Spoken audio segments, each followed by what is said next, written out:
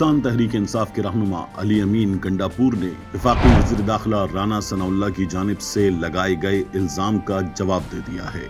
वफाकी वज़ीर दाखिला राना सनाउल्लाह ने अली अमीन गंडापुर की एक शख्स से गुफ्तगू बराह रास्त टेलीविजन पर पेश की और करार दिया कि इस गुफ्तगू से साबित होता है कि अली अमीन गंडापुर इमरान खान के हकीकी आज़ादी लॉन्ग मार्च में मुसल्लह अफराद के जत्थे लेकर आ रहे हैं। हुकूमत इसे खूनी मार्च करार देती है।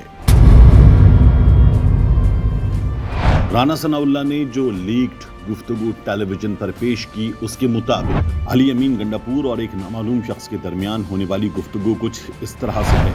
नामालूम शख्स: जी अली खान, अली अमीन गंडापुर: सदर साहब क्या पोजीशन है? नामालूम शख्स: सर पोजीशन तो A1 है, आप बताएं। अली अमीन गंडापुर: बंदूकें कितनी हैं? नामालूम शख्स: बहुत हैं। अली अमीन गंडापुर: लाइसेंस? नामालूम शख्स: लाइसेंस भी बहुत हैं। अली अमीन गंडापुर: बंदे? नामालूम शख्स: बंदे भी जितने चाहिए होंगे सर। अली अमीन गंडापुर: अच्छा, हम यहाँ कैंप लगा रहे हैं, साथ ही करीबी कॉलोनी में। नामालूम शख्स: जी। अली अमीन गंडापुर: यहाँ करीब तरीन जगह कौन सी है? आखिर में कौन सी कॉलोनी साथ लग रही है?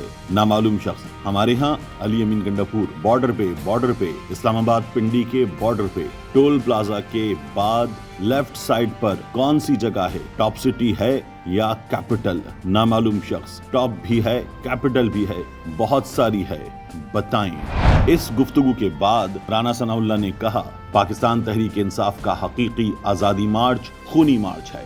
अली अमीन गंडापुर ने इस सिलसिले में बात करते हुए हम न्यूज़ पर कहा कि वो एक शख्स से बात कर रहे थे, गुफ्तगू उनकी है, आवाज उनकी है, मगर पस मंजर ये है कि वो शिकार के सिलसिले में बंदे और असलहा लाने की बात कर रहे थे।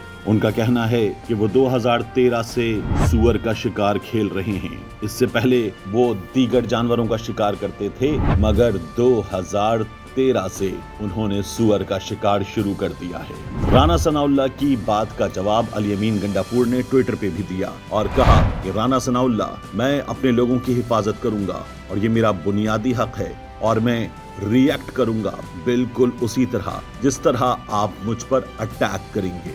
इस बात को जहन में रखें, मैं दोहरा देता हूं, मैं वैसा ही अमल करूंगा जैसा आप हमला करेंगे।